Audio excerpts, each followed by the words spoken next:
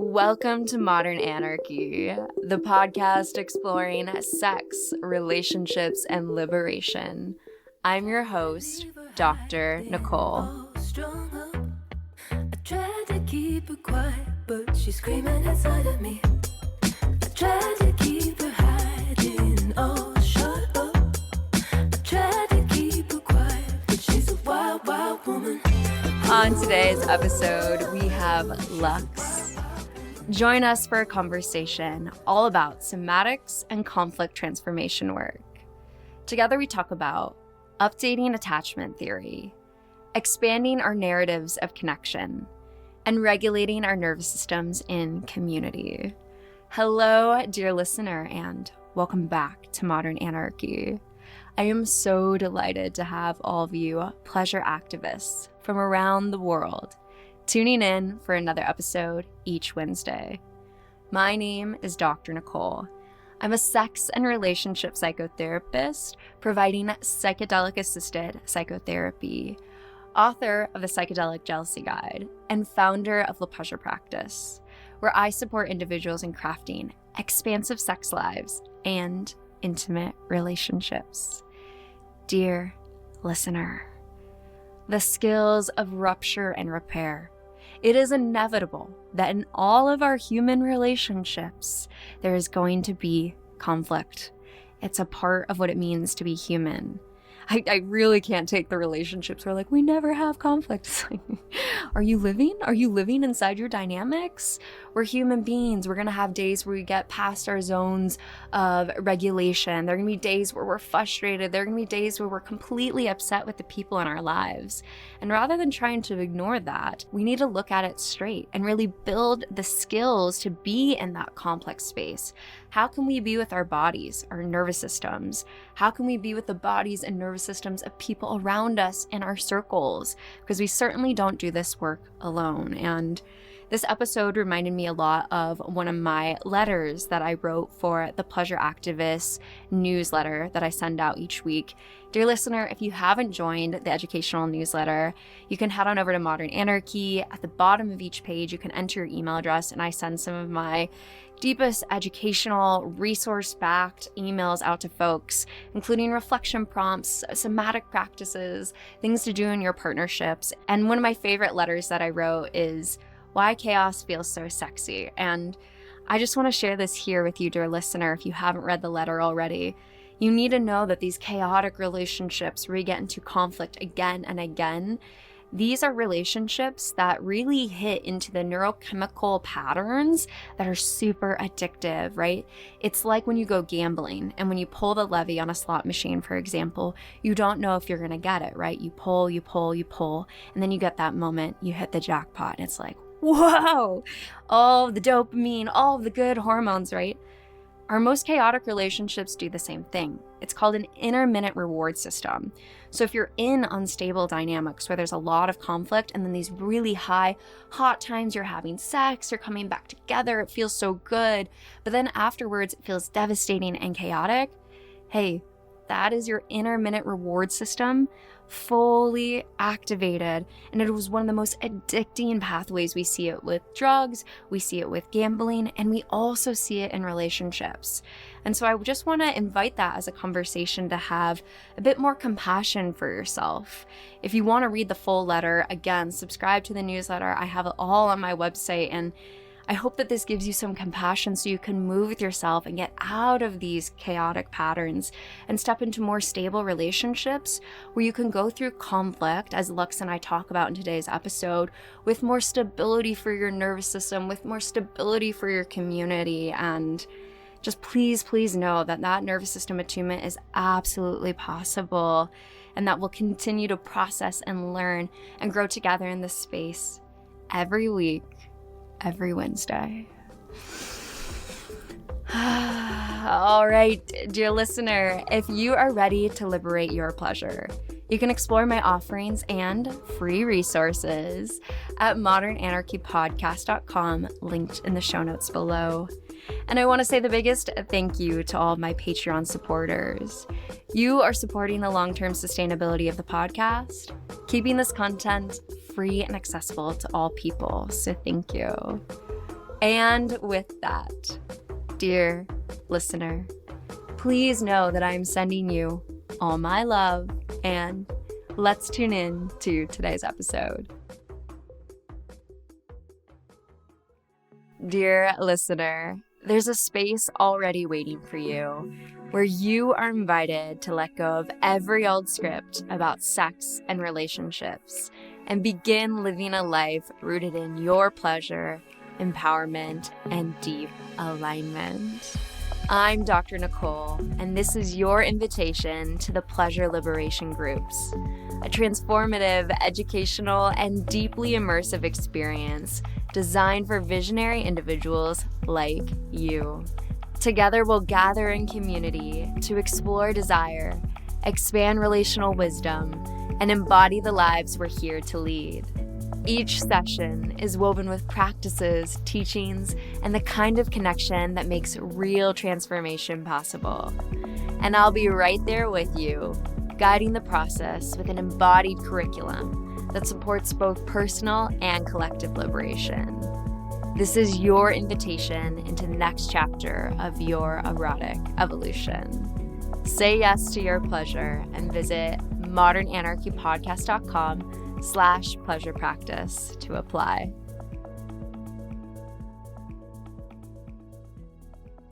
And the first question that I ask each guest is, how would you like to introduce yourself to the listeners?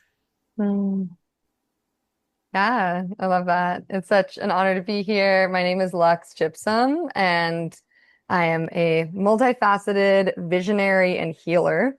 And a lot of how that work currently happens for me is through somatics and through conflict transformation work. So I'm just really passionate about relationship and where we rub up against each other, how we embody our values in hard moments, both interpersonally and personally. And I've found, through conflict work, somatics is just that cutting edge, like how we actually work with the trauma underneath our reactions. So that's really my biggest passion, is how we can engage our personal healing and our relational healing as a part of culture change. That, if we want to see a world living and embodying different values, it starts here with us and in how we talk to each other and how we respond when we're activated. And it doesn't have to be perfect, but there's a lot of room for growth that I see in myself, in those around me, and in our movements for social change, in our leftist progressive communities. And I really think that focusing inwards and being who we want to be and embodying what we want to see in the world is how we're going to see the transformation that we want on bigger scales, is building that at home. Mm-hmm. And so that's really the heart of my work, is how do we actually do that? We say that we value these things, and then we're tearing each other down when someone says the wrong thing or something. Right. And so I'm just really passionate about actually bringing that level of integrity and inner awareness and community values, holding each other lovingly to our shared values and figuring out how we embody them together. Beautiful. How exciting. I'm excited to dive into all of that. So thank you for joining us today. Yeah. So I'm curious for you, before we dive into all of this insight and wisdom, what has your pleasure liberation journey looked like? Yeah, that's been a big focus for me, honestly, is just giving myself the permission to slow down and be in pleasure and follow that. I think it's natural when the container is set, when I'm on a trip or with a friend where we're dropping in together, or with a lover where, pleasure is a focus. But honestly, the harder thing for me is just being with myself in that space of pleasure. And that's been a big growth edge that somatics has really helped me find, that self-connection and spaciousness with myself, because I just tend to be a very doing focused person. And I think a lot of pleasure happens more in a space of being.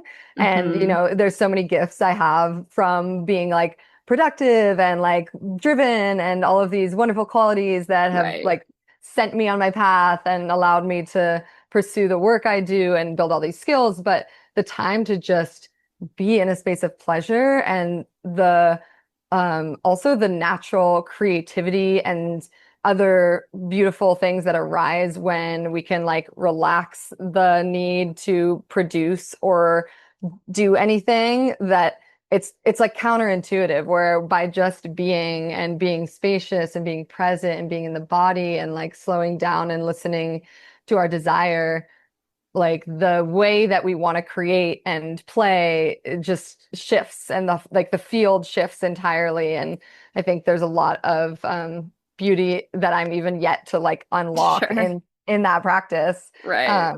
Because it's so countercultural in a way. You know, we're so set up to focus on like our productivity and see that as our worth. Right. And pleasure is not productive. You know, it's Right. inherently just enjoyable, and it can even be something that people feel like guilty about given the world that we're in. And so it really has been the last few years that I've Mm. been centering pleasure more intentionally in my life. And yeah, that can look like just like taking the pressure off myself in all the ways of, you know, everything that I could possibly do this week and just doing the things that I really need to do and leaving the space in between for inspiration, Sure. for other forms of play, for other forms of creation, and yeah, spending time like making myself a really nice meal, sitting Mm-hmm. outside in Yeah. between client sessions, and just like having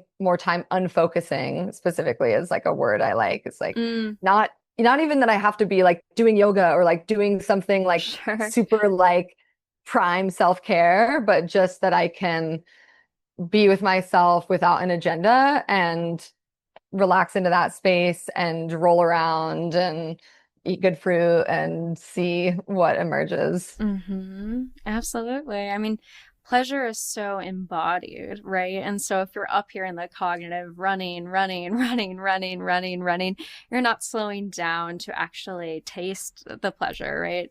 I'm sure Yeah. you're probably familiar with the mindfulness raisin practice, or like for the listeners not familiar, it was something I had done where they give you a raisin and then they ask you to like feel the raisin, feel the wrinkles, like squish it in your fingers.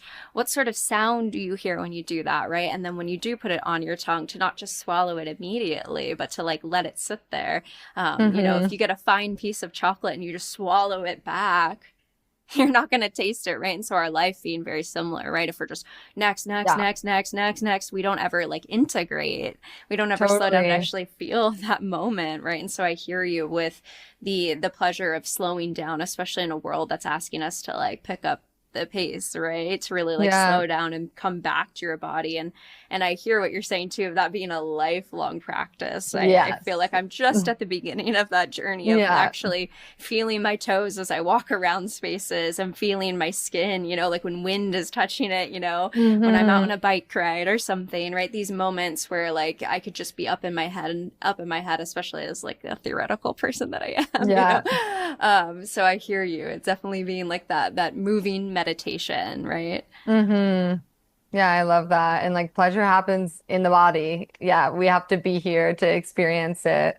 Mm-hmm. And yeah, I haven't done the raisin, but I've done that meditation with the strawberry, and Oh, it's cool. such a beautiful practice to take something that we can be so consumerist. You know, it's another way I think it's like how do we embody our values if we're anti-consumerist?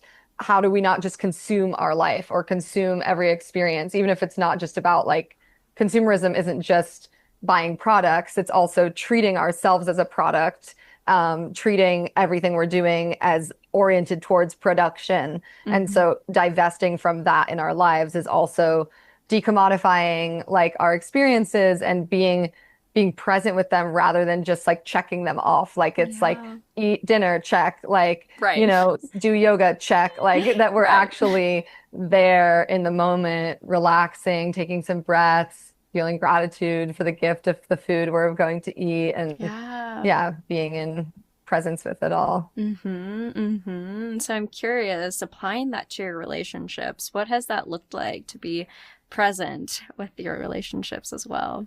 Mm. Yeah, I mean, I think part of the reason that I have struggled in some sense to do this with myself is that it's so much easier for me to do in relationship Sure. because being present with another is so like so captivating and so easeful to me. I think this is true for anyone who might fall more on the anxious side of the attachment spectrum, that we're really oriented towards connection. It's easy to be present for connection. It's juicy. We love it.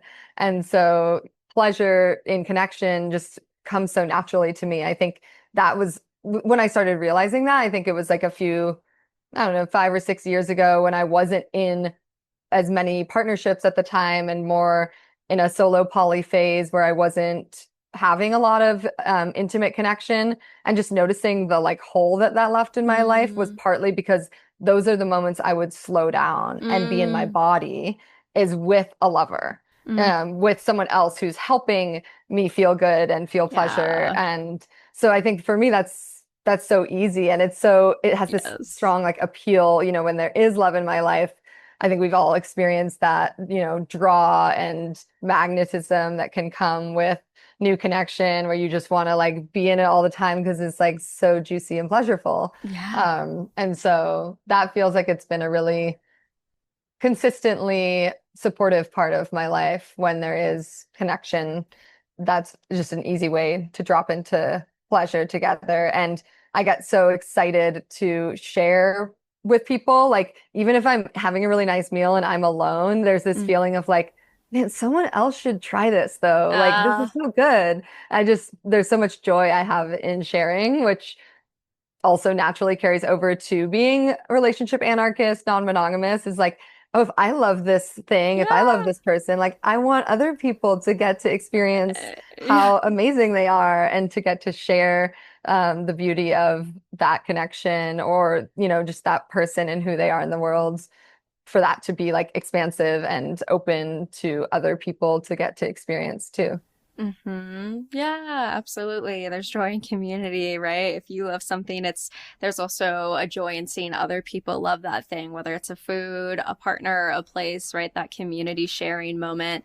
Yeah. And I resonate with what you had said about always like outsourcing the pleasure to relationships, right? There are so many times in my life where I like even something simple, right? Like going to go get breakfast. I'd be like, well, I'll do that if a partner was here, right? Then I'd go get that donut or whatever it is, Hmm. right? But since I'm by myself, I won't. And it was such a paradigm shift for myself to start prioritizing my own pleasure, even in my own relationships, and not just outsourcing that to when I'm with Yeah. a lover. And there was a lot of like large things in my life I wasn't doing because I was like, I need a partner to do this activity with me, which is so Yeah. sad, you know? Mhm. So I resonate with you in that journey of having to like unlock what it means to, uh, enjoy your own pleasure by yourself as well. Hmm.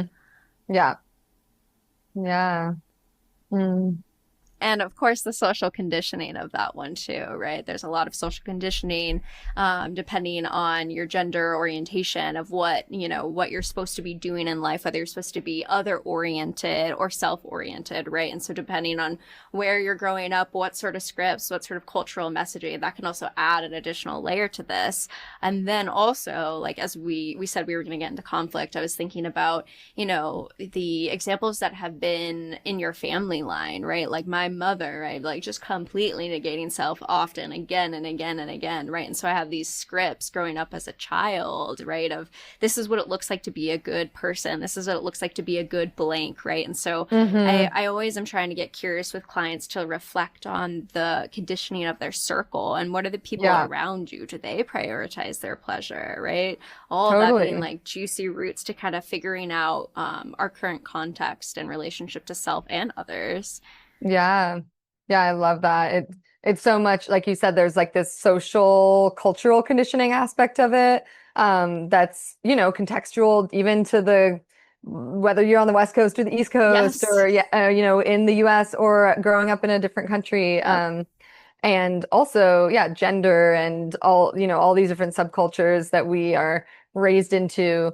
But the thing that I really think about a lot is like trauma and attachment too, Yep. and how those, like you said, like looking at, the parental figures around you and how they modeled, appropriate behavior, and also what kind of care you received and how you learned at a young age, whether it's safe to lean into connection and to bring your needs to connection, or whether you've learned that like relying on others doesn't really work out. And then, I think there's a lot of people across different identities who've learned avoidant attachment because they, as a young, like even like an infant, would cry for help and it was just not there, or the kind of attunement that they needed wasn't there, or they were getting overwhelmed by like someone who was way in their face and they had to learn to like recoil into themselves. And so all of these different unattuned kinds of lack of presence or over engagement can lead to people pulling away. And then the gift of avoidance is you are more self-focused generally, where there's a more of a sense of like, oh, I'm overwhelmed in conflict. I need space because I know by myself I'm okay. And I think that's the thing that those of us who lean more anxious have to learn, that get that other side, that gift to be like, oh, by myself, I'm okay. Like by myself, I can actually still like regulate and like move through my emotions. I don't need this other person to fix it for me, even though there might be more of a tendency to like lean into the connection, lean into the conflict when we have that more anxious pattern. And I think there's a lot of, Instagram clickbait about attachment styles that just like reduces it all and doesn't hold the complexity of it, because it really is, it's relational too, that it's not like you have a fixed style. You might be generally really anxious and then you start dating someone who's like texting you all the time and you start to notice, I don't really want to text them back right away. Like this is a lot, right? And so the way that we relate to someone else is totally based on how they're relating to us too. Right. And I love Jessica Fern, who I'm sure wrote Polysecure and Polywise. She came on the podcast. Yeah, that's amazing. Yeah, she's so awesome. And she was a guest teacher in a class I took on attachment. And something that she says in the book and she talked about in the class was how it's like seeing connection and autonomy as two reins on a horse. And so the anxious person tends to lean towards connection, where the avoidant person tends to lean towards autonomy.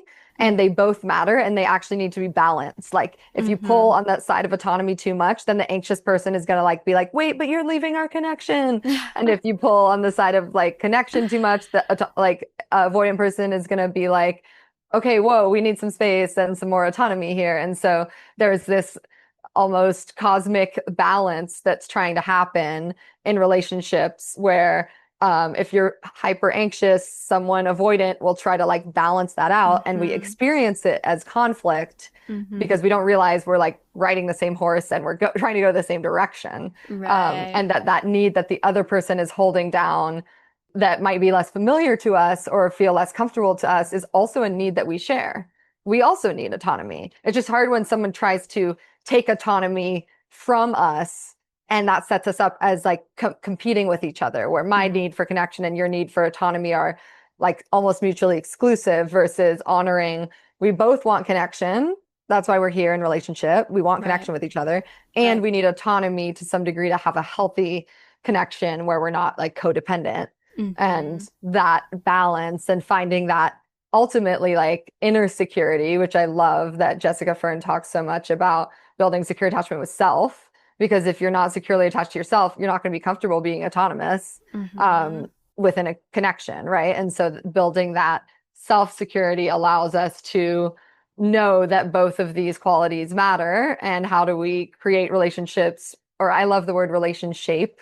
That's one of my, like I have a bunch of little words I like to use, and creating the relationship that works for us, and it might change at different times, but it doesn't have to look like the way that we were patterned in childhood. We get to evolve that template and build new possibilities. Yeah, absolutely. And always remembering that the self is in relationship, right? So this the nuance of what you're saying here, right? When people are saying like, oh, you need to love yourself, I sometimes feel like people, this is the like, Instagram, whatever sort of, where it's just like, I'm gonna like take time to be by myself and be alone and learn how to love myself. Okay, the reality is we're never alone, right? I feel like Yeah. often that paradigm is like this monogamous, mononormative view of like not having a romantic partner to outsource Yeah. that, which like I respect that. I hear that. But the reality is that we have a full community of relationships, regardless of Hmm. what sexual practices you do, right? And so you're never really alone. And the reality is to get that self-love is that like unique mix of internal work. Yes, absolutely. What is the narrative you are telling about yourself? And then also understanding that that narrative is formed by all the mirrors of your relationships. And so if you have Hmm. really negative, bad people around you that are like, or not bad, everyone's hurt, the hurt person is hurting. But if you're around these mirrors that are, I often talk about it as like a fun house mirror, right? So if you're Mm. looking into that, oof, like of course your self-concept is going to be negative. So this like delicate Yeah. dance of when you're trying to love yourself, of the internal work and also being conscious of your community, because they're always interconnected. And Mm. I appreciated what you said about the dynamicness of attachment. I think that's something that the field of psychology really needs to Hmm. update, you know? And I definitely feel that as someone with multiple dynamic, intimate relationships, and I'm sure you have too, where in one partnership you are, if I were to categorize myself, more avoidant, and then in this other Hmm. one, I'm more anxious, and that's happening at the same time. Yes. And that's where I was like, oh wow, polyamory is a trip. Wow, this is Yeah. really cool. That wasn't in the textbooks of attachment, right? And so I think Totally. there's so much more updating that we need. And I've talked about how my minor in my undergrad was in chemistry, so I have like chemistry elements, right? And I always thought about like Hmm. hydrogen, right? Like this like crucial element that can make water something we Hmm. need, or a hydrogen bomb, something that can destroy life. It's the same element, right? It's about the pairing that is made to Hmm. it, right? And so thinking about ourselves in a similar way, like there are core structures, right? There's one single carbon with right, with Hmm. hydrogen, but like depending on what it attaches to, it can be radically different. And so Totally. trying to get people to see that. Of course, that's not to negate our self responsibility of our own relationships, our own care, our own healing, and also to take a reflection at like who is in your community, whether it's past lovers, past family that is still in our consciousness, Hmm. in our body, in our nervous system. Ooh, because that is deep. And often we don't see it until we do. And then we go, damn, Yeah, Oh, the definitely. healing process. Yeah. Yeah, the number of times like I'm dating a new person and I, have a lot of like self-awareness about the patterns I have that can be challenging. Like I'm very specific about things, kind of particular and yeah, and I've like said things already just like you should wait till you meet my dad though, like where do you think I get this from? Like I am so toned down compared to some of the Mm. people that have raised me to be this Mm-hmm. way. And Mm-hmm. I think I just also love, yeah, being able to see that there's a gift and a dark side to all of these patterns, right? That there's always a reason that they're happening in the first Okay. place that is usually adaptive. It's a survival response of Yeah. some kind, or it's serving us in some way. And then just noticing like that pattern might not even be a problem with this one relationship, where it's not like there's anything inherently wrong with us for how we are, Mm-hmm. right? Like maybe it's that you are a very thorough communicator and that's how you feel secure. But then in another partnership, like that freaks this person out and they're like overwhelmed easily. And so it's not that, oh, my communication style is bad or wrong or too much, which we can often feel that way once it doesn't work for someone, that it brings up shame for us and insecurity. It's like, no, nothing about us is inherently wrong or bad. It's just figuring out, is it working in this Mm-hmm. relationship? And if it's not, can we change and adapt in some way to find like a better pairing or match where, okay, I'm used to communicating this much, but what would work better for you is having a check-in like once a week where we share all of our plans rather than every Mm-hmm. time I have an idea about something we could do, I send you a text and it's in the middle of your workday. So how do we address those things with systems too? So it could be like, oh, let's have a shared note where I write down all my things when they come up because I need somewhere to put it. Right. Or you could just turn your phone on Do Not Disturb so that you're not getting interrupted by when I text you. There's like so many options that, help accommodate, like, I get to be the way I am and you get to be the way you are, and we get to figure out like how that works together best.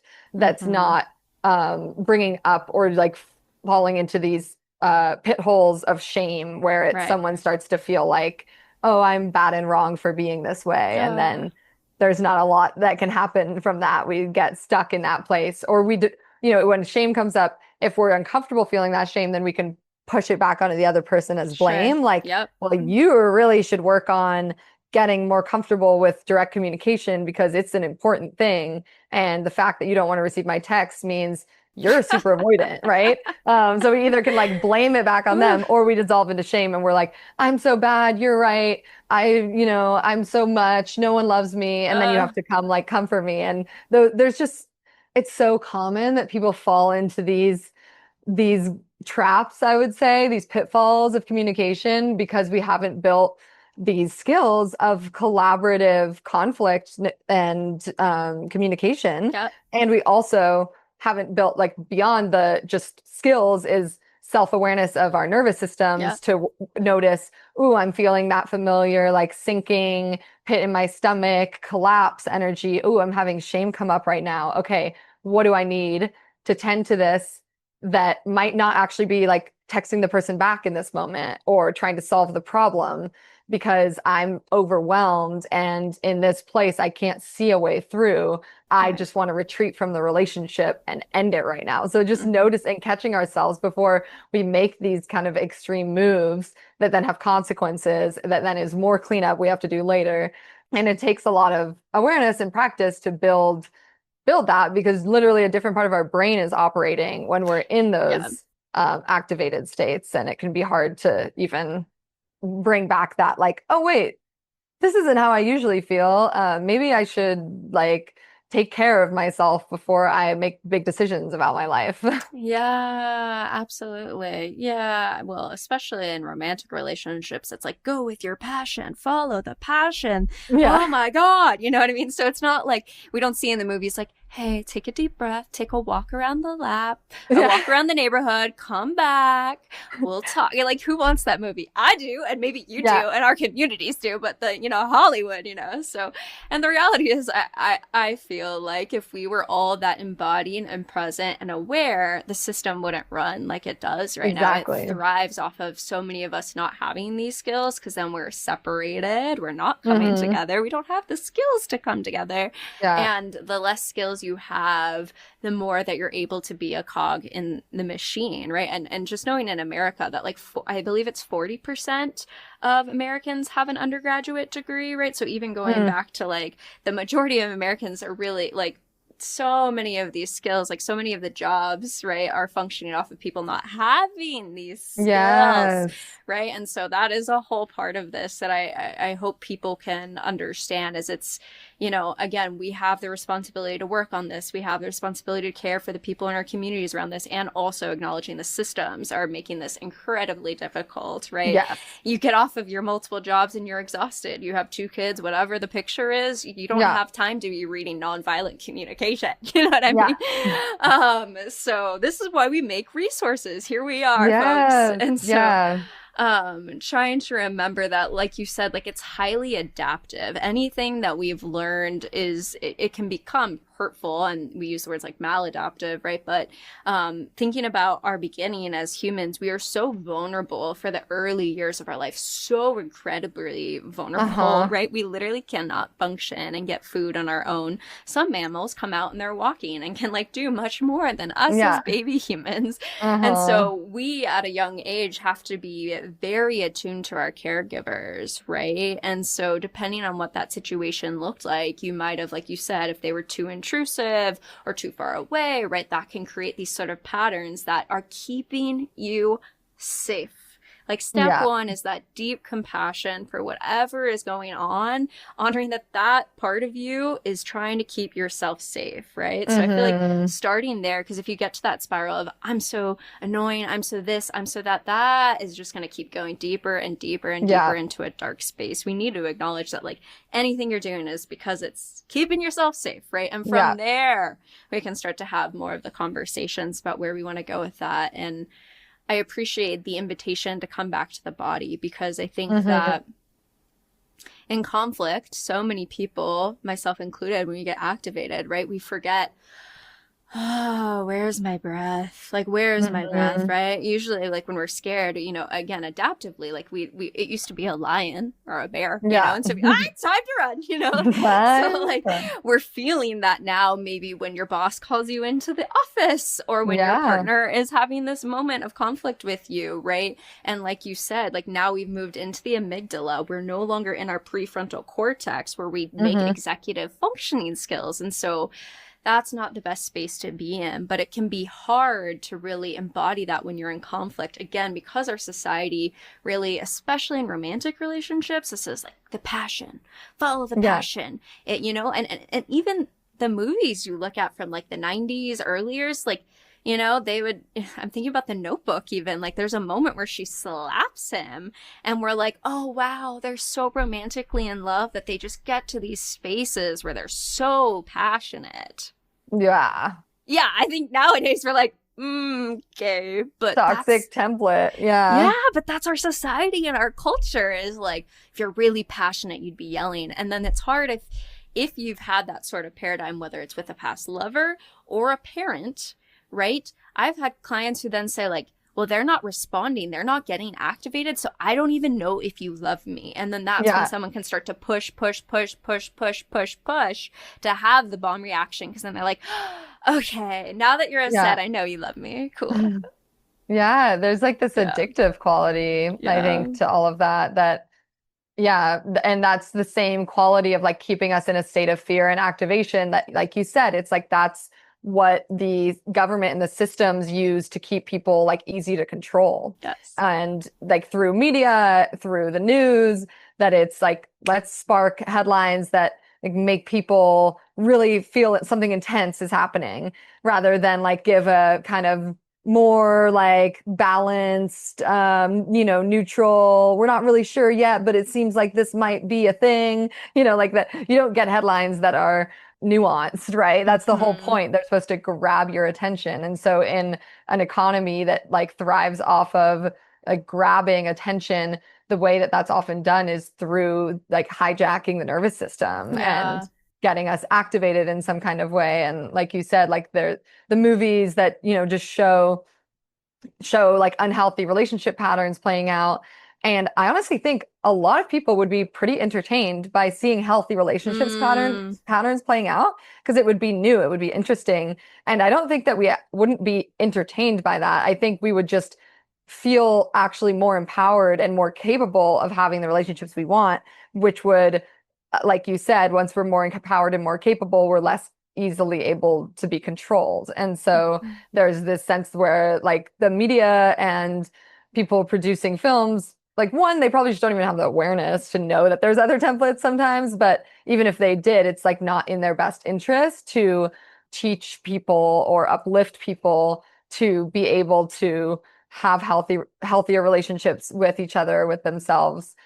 Because when people feel satisfied, then they don't buy as much stuff. They don't Mm-hmm. they won't be as willing to like work jobs that are unfulfilling. And the system like totally relies on us, not feeling happy and feeling powerless and having to give away our power and our time and our energy to things that are underpaying us and just staying in this state of struggle, which that statistic you brought in is this, so much of our country is working class or yeah, just not even able to imagine or access possibilities outside of what they see around them in the town that they grew up in. And Mm-hmm. I think with the internet and all of we do get in little bubbles on the internet, but there's the Right. possibility of like popping those bubbles and searching for something and Right. finding that there are other queer people out there actually living thriving lives on the West Coast or whatever, Mm-hmm. that you can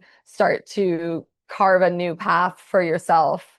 But I think something that I'm really curious about is like, how do we meet that gap, that like education gap? Like, yeah, there's free resources like this, but also on a bigger scale, like what could we do to onboard people essentially into new cultural values when we know we're all holding this conditioning and these templates and these wounds and old stories from society, from our parents, and that those are often getting in the way of us like being the kind of people that we want to be, or even, someone comes into a new community and isn't familiar with the new lexicon of like how we address people with gender identities, and then they get like ostracized or attacked or shamed. And there's like this inability to just acknowledge, hey, people are coming in from different social locations, different backgrounds, with different levels of awareness.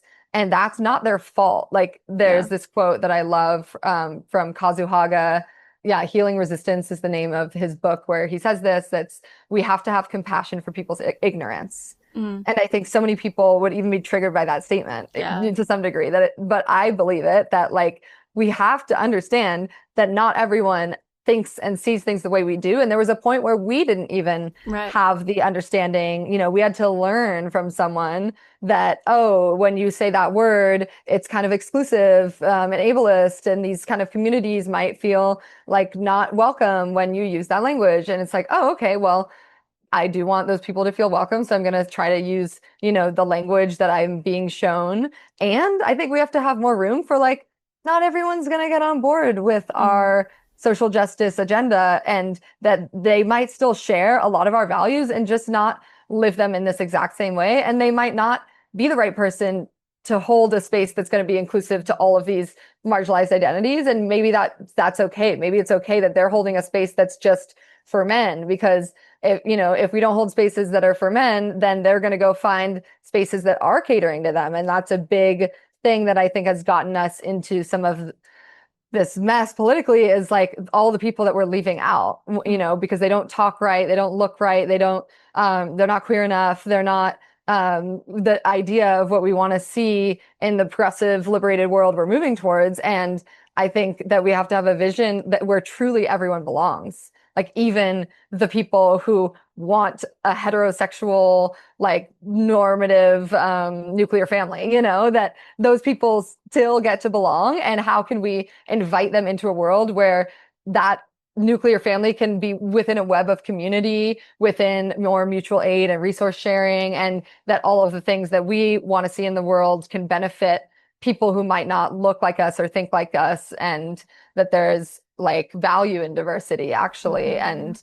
the more that we're exposed to people that are different from us, the more like there's this permaculture principle about edges, right? That there's more diversity that comes up in edge zones, like the estuary where the freshwater and the saltwater meet. There's new life that comes up there that can't thrive anywhere else. And that we have a lot less of those spaces nowadays because we're stuck in spaces that reflect our own values. And I think something that on the left in social justice spaces we have a lot of is like a value for identity-based diversity, but not a value for diversity of perspective. And that has to be a part of, we might have to have boundaries, like, okay, diversity of perspective, as long as you don't go harming people, right? But that diversity of perspective is also a kind of diversity that if we don't include it, we're going to be pushing away like those, like half the country that hasn't been exposed to the same like media that we have, and therefore just isn't quite like onboarded to the new culture that, I really think is going to carry us all forward, that we do need this transformation. And I love the progressive communities that, we're a part of. Like relationship anarchy is a growing phrase, but I would say still probably, I don't know, 5% of the population has heard it, or less, 1%, you know what I mean? Like we're in a bubble, and I love this little bubble, but I don't believe that that's like the only way to be. Yeah, of course not. Of course not. And it's so wild how intense the left can get, that it can become vitriolic to such a degree that it like horseshoes to the other side, like both sides being like that. And I have sympathy for like that experience of, especially when you are a marginalized identity, to like keep yourself safe, and also the amount of time and energy that you've spent having to protect yourself to get to this space where now you look at that other person and with anger, right? And Yeah. And so when we're imagining another world, right, of restorative justice, we don't do Yes. that. Then, we don't have corporal punishment and these other like just throwing people away that we Hmm. often do to protect. So oh, if I had the answer to that, you know what I mean? Yeah. Oh, if I had the answer to that $1 million question, $1 billion question on a global scale, right? What I do think about is holding it in community, knowing that, those relationships that we do want to foster with people, keeping yourself safe. Obviously, I don't want someone to be repeatedly going into a harm situation, right? Yeah. We have to have some boundaries here, and that will get murkier of what that looks like. So then how do we hold people when they are enacting harm and not having the prison industrial complex that is making money off Hmm. of, right? So like I'm going to stick within my lane of expertise here. I'm not going too far down the rabbit hole, so when we're balancing out those relationships, I would hope that we're doing it in community, right? That you Yeah. have a lot of people that support you, and maybe a challenging relationship that is a different perspective, right? And how can you Hmm. hold all of that with the support of your other community? Yes. Because I think that, yeah, especially in our modern age, whether it's in the digital space of the algorithms or in the physical space, we're very isolated in our little Yeah. groups where our third spaces rarely exist, right? And so, Hmm. yeah, we're not having that mixing, we're not having that holding. And so without that, we're not learning these skills of nuance and disagreement and conflict and holding space for people to grow. And so I think that at times the queer community, which is not perfect and it's not a monolith, and there's a lot to that, but at times the queer Hmm. community has to go through that without choice, because it's so small, right? Your dating pool is Totally. so small that you're like, well, okay, this person has dated all of my other partners I was with in the past, and they're currently dating this. Okay, well, I guess we're gonna go through conflict, right? And so Yeah. I'm grateful for the force of that to like force us to have these skills and to grow this knowledge here that we might not otherwise if we were a part of the majority culture. And so it is Hmm. interesting because I think these skills are so valuable to be applying to our relationships of holding space for people to grow. I definitely have talked about on the podcast how I came from like conservative purity culture and was condemning homosexuals, and yeah, until you find Wow. out you're queer much later, you Oops. know. I know. And I knew, this is the sad part, is I remember watching Jennifer's Body and just being like so turned on by the makeout scene. And I was like losing my Yeah. shit. But I'm like in what, fifth grade? And so I have no cognitive framework for this other than like sin, And so then, yeah, we get Hmm. this identity complex of attacking other people and Yeah. unpacking that, Totally. right? And so, like, who's responsible for that harm that I was causing, right? Like, I need to take accountability for that, and also the product of my environment stuff. And so that Yeah. nuanced stance of yes and to that, I think, is Uh-huh. really here. It's not an either or, it is that yes and of how can we hold both. Yeah. Yeah, what a journey. Totally. Yeah. I'm thinking about what you were saying before too, about like the tendency that sometimes we have to like, I don't know, the individualist culture that's like when you don't like something, you can just push it away from you, Yep. right? And that I think there's this need to just understand like if we really want to live in a world of more like mutualism and community, we have to accept like we're all interconnected, Yep. and that doesn't mean we can't have boundaries, but Right. boundaries are not the same as walls. And I think there's a lot of that, yeah, Instagram therapist stuff that's like, cut them out, cancel that bad behavior, don't let that person into your life. And I think there's a yes and to that too, that it's like, okay, yeah, maybe if you're noticing like the partner you're having is really not treating you well, like don't be partners with them, right? But that doesn't mean you have to tell everyone else that they are a bad person, or like take some kind of big action about it, or yeah, and it's nuanced. There's cases where like Right. you might need to block Right. someone if they're like continually crossing your boundaries or whatever, but that doesn't have to mean that you believe that they are evil, right? Mm-hmm. That it's just like, wow, their trauma is really gnarly and I don't have space to keep receiving these messages. And so, as much as I don't want to like put up a wall, this is a necessary protection for the time being until things de-escalate. Mm-hmm. And I think that's I have thought a lot about abolitionism and like, through studying and listening to people with more experience and expertise in Yep. those fields. And I just think, yeah, knowing that like harm has to stop first in order for repair to eventually happen is just important to acknowledge. Like, yeah, if there's boundary crossings happening, if there's harm happening, we do need to separate people sometimes, but that doesn't mean one person has to be locked up. It just these people need to be away from each other because a lot of these, I don't know the statistic, but a large percentage of violence is intimate partner violence, right? A lot of these patterns are happening because of attachment wounding and Mm-hmm. trauma, Mm-hmm. and they're relationally contextual in that that person who's having that strong reaction and boundary crossing behavior with their ex-partner isn't going to go do that with their neighbor. Like, you don't have to go tell everybody that they're a scary, evil person. The way that they're being in this context is scary and not safe emotionally, but that doesn't mean that that's all of who they are and that Mm-hmm. that's going to show up in every interaction they have with someone. And I think just holding that, like teasing these things apart and building our capacity to acknowledge like the complexity of other people and also validate our need for safety and our need for space when that's there. And that, there's this, this quote I love from Prentice Hemphill: boundaries are the distance at which I can love you and me simultaneously, Right. which is so beautiful because it reframes boundaries as like, it's not about creating space between us, though there can be distance. It's about allowing love to flow. And when you're this close to me, I hate you, right? Or like when, or when the queer person is getting like having to face the ignorance of someone whose beliefs are invalidating their very identity, that's too close. Maybe we could exist together in a garden, like, Sure. or as part of a wider community, organizing for some, like doing a river cleanup.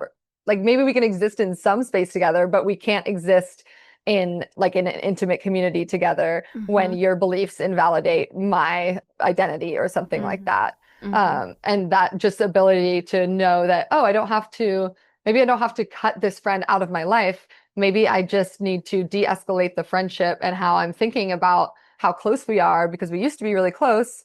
And now their lack of availability and avoidant patterns are making me feel sad and distant. And part of me wants to be like, well, then you're not my friend anymore.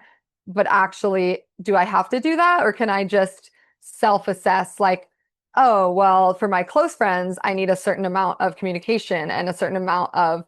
being prioritized, and they're Right. not showing me that. So, though they were my close friend, I can now think of them differently. And maybe there's a check in we need to have about that relational shift that's happening.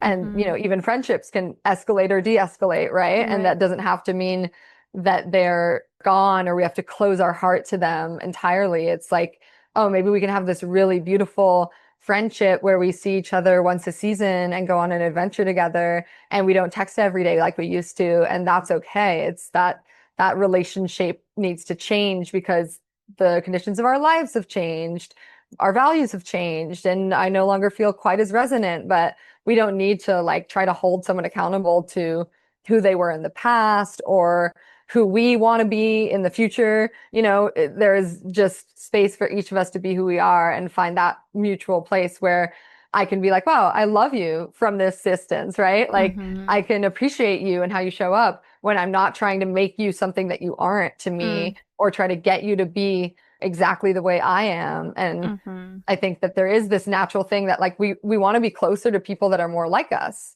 like that we share values and we don't have to explain ourselves, and we got to just like have these conversations that are inspiring and within the Yeah. same Yeah. general frameworks, right? And so I think that's beautiful and important to honor that, but that doesn't mean that there aren't like so many concentric circles around that very close circle that we share so much with, and all those other circles are still a part of this whole ecosystem of Mm-hmm. relationships. Yeah, absolutely. Absolutely. If I could do one thing with my career, it would be to end rape culture, yes, and also to help people see that they all have multiple relationships, every single one of us, right? The people that you're Yes. at work with, the people that you do your sport or hobby or whatever, garden, whatever it is, like look at the web there, and can we Yeah. take the level of intentional crafting that we do with often our romantic partners and apply that to all of our relationships, this is a different world. This is a very different So world. different. Yeah. And like you said, like consent is ongoing. So we want to make sure that we're always showing up in those relationships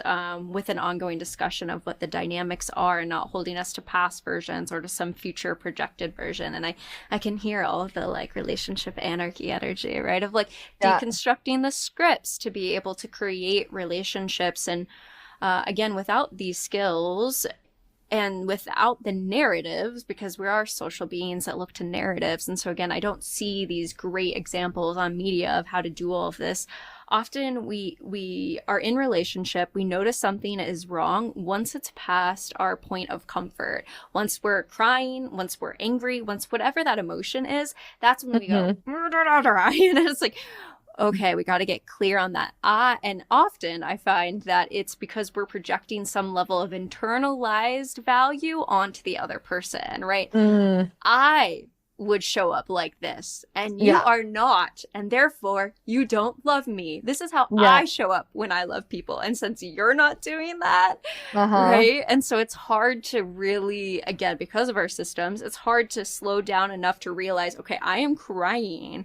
My body is reacting because attachment needs are just as essential as any other sort of need in our life. Food, water, love, right? Like this is a non-negotiable that we need. We need community or you will lose your sense of self and ability to thrive as a human being. We are social creatures, right? And so it makes sense that when we don't have the skills, we would try to protect it with so much force and often violence that we see, right? And so being able to slow down and have that emotional reaction, ground yourself, hopefully with the support of whoever you're around, your community, your lovers, your partner, and then also trying to identify what sort of assumptions or ruptures have there been, and can we have a collaborative conversation with this now about our ongoing consent of this relational dynamic. Yes. Oh, that is a lot of skills. And then to try and do that with multiple people and set different expectations across all of them, that is its own PhD in relationships. It really is. Yeah.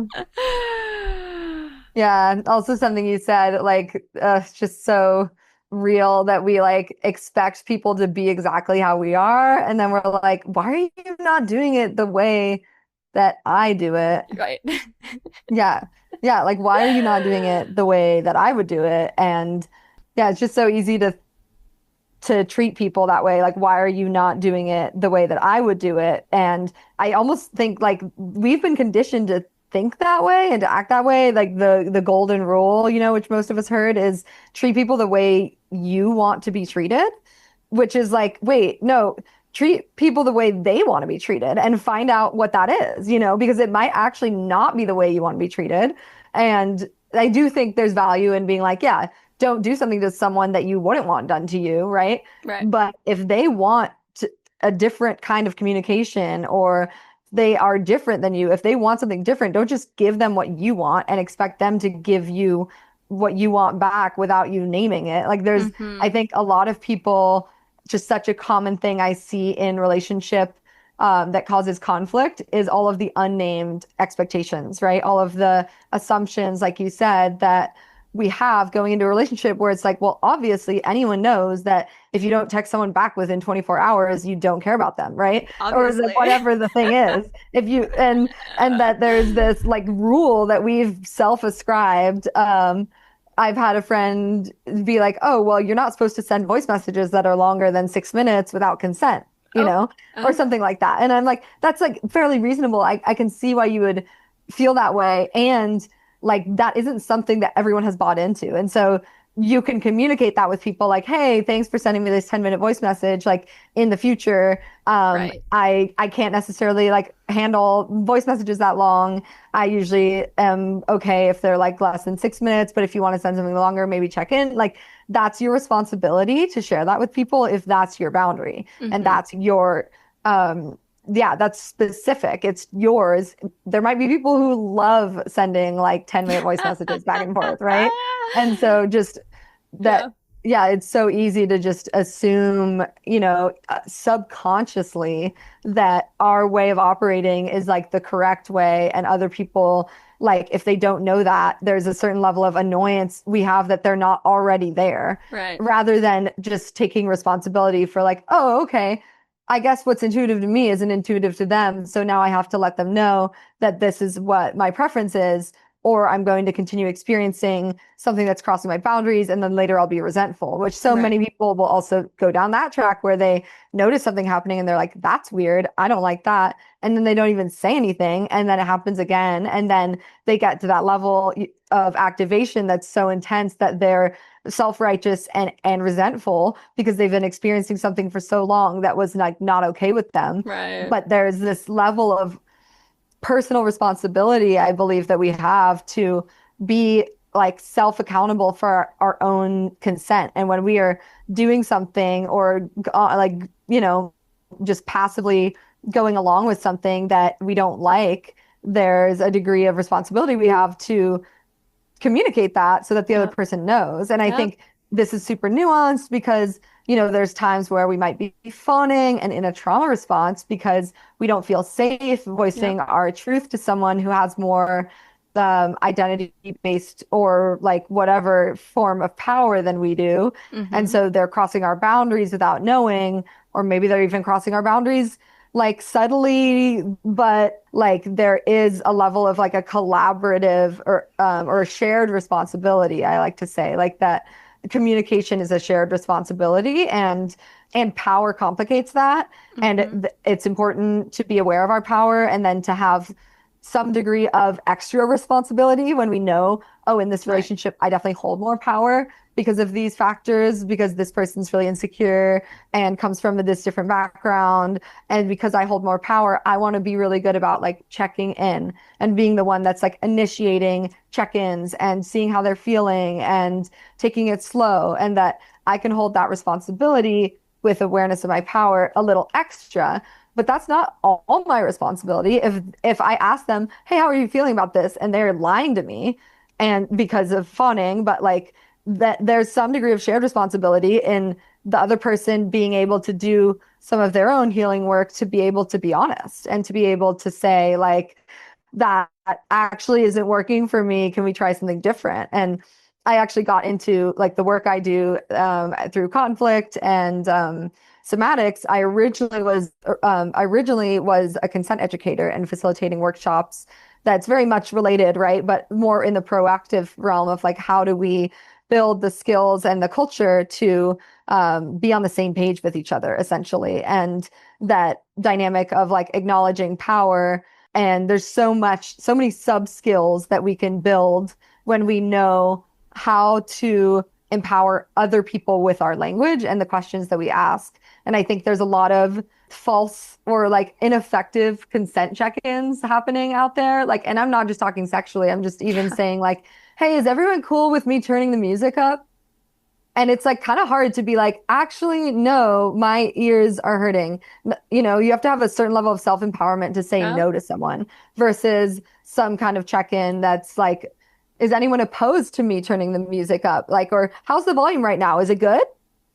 And then seeing like, oh no, like, okay, put your thumb up if you want it louder and thumb down if it's too loud. Like, they're just giving options. And these are like facilitator skills. And this example is like, somewhat silly. I mean, it is an accessibility thing for some people. I don't want to negate that, but it's like the consequences of having the music too loud are like lower than other forms of harm that might be happening based on like messy communication. And I do think there's a lot to be learned in the realms of like, how do we ask questions in ways that make it easy for people to say no or to ask for something else, where the question isn't just like, hey, is this cool with you? Or is this okay? Or can I do this? Which then involves them having to say no to you in order to like get that out versus like, do you want to connect in this way? Or is there another way you want to connect? Or yeah, I would like to connect with you more. Like, what would feel good to you? Is that something you're open to? Like leaving it more open-ended, giving more agency back to the other person rather than leading with our desires, which is also a really beautiful skill to cultivate. It's just like situational. Like if we have a high amount of trust, we can be more directive and more owning of our desires and move towards connection led by our desires, which is powerful because our desires hold like so much potential of realizing really potent connection, right? But if we don't have a lot of trust and we're still getting to know someone, putting it more in the court of like, what are your desires and how do I like make myself available, but not pressure or direct anything onto you so that you're more likely to stay in a place where you're comfortable and where we're in like a realm of mutual consent. Because if I want to connect with someone, there's so many ways to connect. And that's what I think is really beautiful about relationship anarchy and these other like relationship philosophies is being able to see that diversity of possibility and not need things to go in a certain direction. I think people even in the poly world could learn more about this. I think there can be an overemphasis on sex as like because we have that freedom as poly people that's like the agenda versus like wait, the reason I'm poly or relationship anarchist is because I love connection. And connection comes in so many forms, and play is like one of my favorite forms of connection. Yeah. And I think that's often how my relationships with people start is through playful interaction or banter or, yeah, just other forms of engagement that don't have to do with sex and aren't even leading towards sex. And I think that a lot of harm could be like mitigated and avoided by like spending a lot more time building connection before we start putting like high levels of intimacy that involve higher levels of risk on the table. And that then there's like trust enough through the connection that has been built that people know they can say no to us and people feel comfortable like speaking up for what they want because this isn't the first time we've hung out and now we're doing this extremely intimate thing in a realm where a lot of people have embodied trauma. Yeah, there's so much more that's possible that I think we are like not seeing when we hyperfixate on whatever our desire or agenda is in the relationship. And that's another way that like society has encouraged that, right? Society has told us, well, if you like someone, then you should try to do this. And instead of like, well, friendship is a beautiful, dynamic, and safe way to connect, and maybe start there. Mm-hmm. Mm-hmm.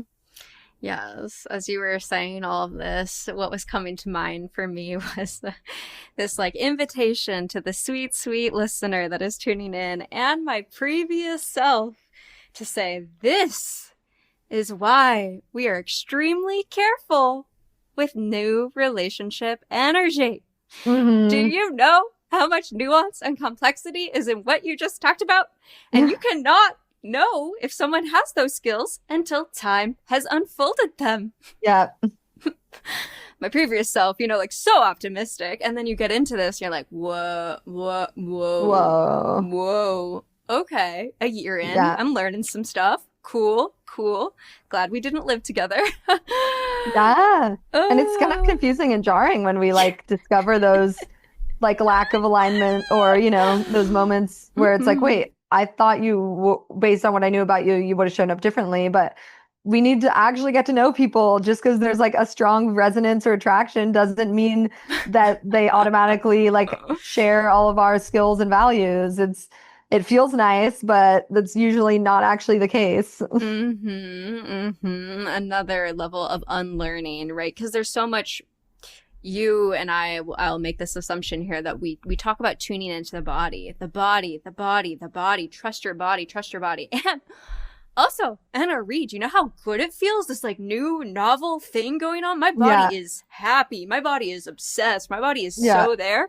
And also that's a moment where maybe we should step a bit into the cognitive and know that there's so many relational skills that it takes time to come out, right? And so you can have that person fawning to you repeatedly, and then not even know deep into it that all of that was happening. And so it's an invitation, I think, to have more curiosity about all of our relationships, certainly. Yeah, just an invitation to take that psychedelic with care, right? A new relationship. It's a whole new world, and we didn't even get into narrative, which I think is like such an important piece of this. That reminder that we're always telling ourselves a narrative of who we are, and that narrative is shaped by our cultural context, which we have gotten into today in our conversation about our relational context with family, past lovers, friends, work, as well as the cultural context, that saying of treat other people how you would like to be treated, it doesn't really have cultural humility, which would understand that actually there are different cultural practices around the world that might be very uncomfortable with the things that I do and feel, Yes, totally. Yeah. And I just want to echo one piece you said about like NRE, that go for it. I think there's more awareness that when we're feeling triggered in a negative way, like if you're feeling really angry or feeling like really intense and reactive, that like, okay, maybe that's a good moment to pause.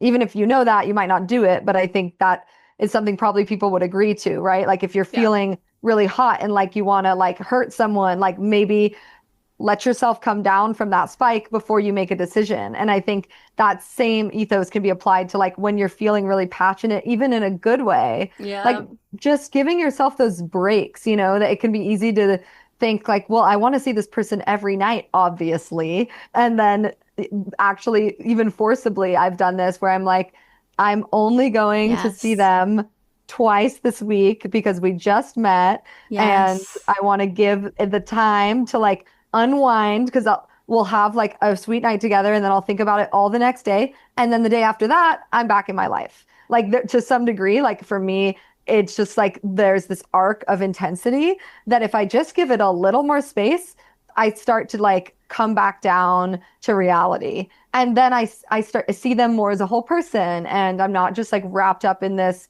energy and like all these hormones. I'm letting that rise and then I'm letting it fall and I'm coming back to baseline and then I'm going back in for another cycle. So the same way that we might do that with like activation that's reactive or intense or negative, maybe, where we feel activated by something someone said and we're like, okay, cool, I'm gonna take a break from this conversation, come back. Ooh, now I'm activated again. We're gonna ride that wave and like then see how this lands and have another conversation in a couple of days. That same ethos can be applied to positive things, because anytime our system's getting overwhelmed or flooded with hormones, or we're just not in the same brain state that we might be when I would say we're like sober, right? And that this is just another form of addiction or energetic like hijacking that we experience that's not substance induced, but it is a real way that our brains are changing states, and finding that ability to be self-aware and to come back to baseline is just so healthy and so helpful to build conscious relationships that are rooted in reality. Yeah, and hot. Yeah, totally. Let's tease it out. Please tease it out. So wet. Oh. Yeah. I'm curious, we've covered so much terrain. I know there's always more, and I'm sure we could go for hours, but I'm curious for yourself, if you were to take a deep breath and connect with a younger version of yourself, wherever that might be in the journey, I'm curious what words of wisdom, perspective you would share with them. Yeah, just take your time, and I make stickers, and one of my stickers says normalize making mistakes. So that as well, just like take your time, normalize making mistakes. Not everything is as serious as you think it is.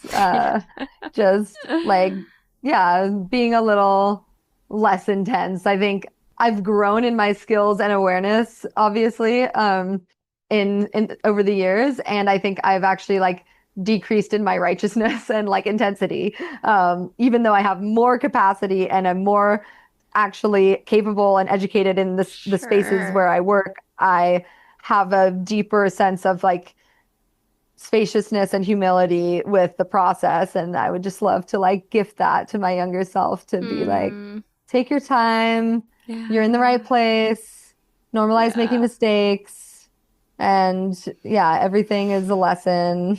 And also if it isn't a lesson, that's also fine. I think sometimes exactly right. So like if it's you can be like, what's the universe teaching me right now? It's just like, every time. It's fine if there's no lesson. Like just let it happen and move on, and just being able to take things a little less seriously. Wise words of wisdom, right? Wise words of wisdom, and taking that deep breath with it all, like, Yeah. Yeah, exactly. Yeah. And then the joy too, knowing that we'll get, even to older ages and they talk about that spiral, right? Like you learn those same lessons again and Yes. again, but you go deeper and deeper and deeper. And so hopefully we will continue to grow these skills and also more capacity for like our mistakes and what we do, right? I would hope that we get to the end of our lives still going, damn, there was always more to learn. Like I wasn't done. Yes, You know what I mean? Like definitely. that beginner's mindset and like a humble perspective to the journey for sure. Yeah, Yeah. definitely agree with that. Yeah. Well, as we're coming towards the end of our time, I'll take a deep breath with you. Hmm. Yeah, and I'll check in and see if there's anything else that you want to share with the listeners. Otherwise, I have a closing question that I can bring us towards. Hmm. I think just coming back to where I started with my introduction, another one of my quotes that I come back to for myself is that revolution happens at the level of relationship. This is a belief I have. It might not be yours, right? But another one of my stickers says, "My life is my activism." Mm, I really believe that spending time, energy, money on becoming the best version of yourself in your relationships and sharing your skills, sharing what you're learning with those around you, and showing up in integrity and humility with that. That is one of the best things that we can do for the world. And it matters. And it's easy to focus on what's out there and think that like we don't matter as an individual, but crafting ourselves and our skill sets and healing ourselves has the potential to ripple far and wide. right. Because when we heal, we also gain capacity and inspiration and the kind of things that you might offer the world and put out there, they're going to grow and evolve. And I also believe that everyone has something unique to offer. And so whether you do work a 9 to 5 or not, like really feeling into what your gifts are and what your passions are. And if there's like a topic that you just love to talk about and, want more people to know about, how can you share that with the world? It doesn't Mm-hmm. have to be social media, but finding that like way of reaching people and sharing your gifts, sharing your skills, it really is going to take us forward. And Yeah, through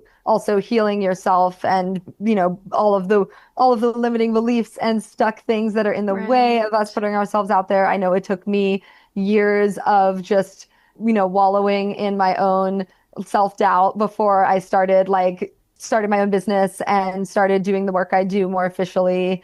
Yep. So I really believe that everyone has a lot of creative capacity and our souls long to fulfill that. And so I Yeah. just want to encourage everyone to follow that thread. No matter what your identity is, your gifts are needed, and there's a space for you where that only you can fill. So I really want to encourage everyone to find that and give that gift to the world and do the necessary healing and investment in yourself in order to be able to get there. Because, yeah, your life is your activism. Revolution happens at the level of relationship. Like we're changing the world, and it starts within. Yeah, absolutely. Yes, yes, yes. The saying the personal is the political, right? It's Yeah. right there, right? That revolution is in your relationships, and like you said, trusting in the ripples of that. When so much of these systems is outside of our control, what is within your control is how you show up, right? And then that love that you can give towards other people, and trusting that that is a political revolutionary act, and there will be ripples to that Hmm. that will change through generations, and so I appreciate that invitation for everyone to like feel into that, to trust into that. And I'm so grateful that you shared your wisdom with all of these people, right, in terms of these skills. And it's a joy to be able to create like free educational content like this, like getting Yeah. into the nitty-gritty of this, like, oh, like it just feels so good to be doing something that is making a difference like this.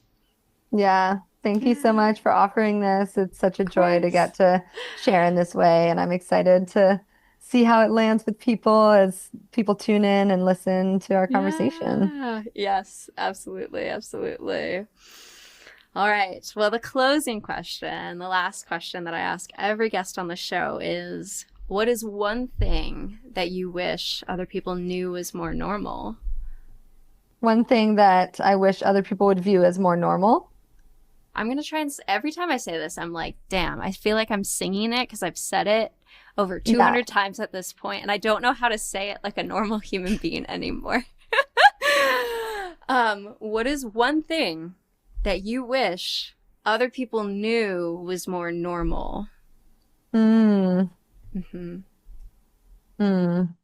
Letting the body be weird. As a somatic practitioner, there's a lot that I am aware that the body wants to do to complete our nervous system responses, to express like fight, flee, and freeze responses. Like there's these codes we have in our body of how we are supposed to evolutionarily engage with threat.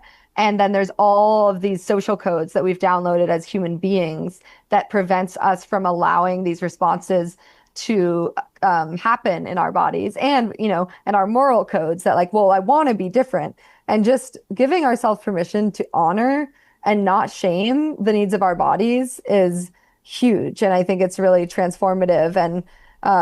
And through doing that, it's like this weird irony that I think when we suppress those needs in service of being who we think we want to be, those things come out sideways anyways. Yes. And it's when we acknowledge and validate, like, ooh, I'm having like a fight response to this, and I'm not going to punch that person in the face, but I am going to take some space separate and like dance to this song and like punch the air around me and create like a sense of boundaryness and push away that behavior that I'm not comfortable with. And validate that need within my body to fight. Even though I don't want to fight that person, I want to fight that behavior. I want to fight that system. And so I also just want to encourage us to separate individuals and specific people from behaviors and systems. And a lot of times what we're upset with are behaviors and systems, and behaviors are related to trauma and they have root causes. And so that's why healing is political, right? Because when we heal, we're healing the roots of trauma that are often going to come out as harm. Mm-hmm. And if we're trying to create is a world where we're not relying on systems of punishment to keep us safe, then, being able to address harm at the roots is a critical part of that. And so, yeah, I just want people to know, like, whatever the weird things your body wants to do are valid, and you should create more spaces to allow that to happen. And yeah, just be a little weirdo, even if it has to be in private. Like that is so important. And there's a lot of transformation that can come through listening to our bodies and allowing them to express themselves through their language, which is often nonverbal, right? Through movement, through sounds, through even like throwing a tantrum. Sometimes the needs of your body are valid, and it's nothing to be ashamed of. And not everyone will understand that because it's like countercultural. But the freedom to be in your body however you want is one of your innate freedoms that, I know we have different ability, and there, not everyone has the freedom that we want in our own bodies.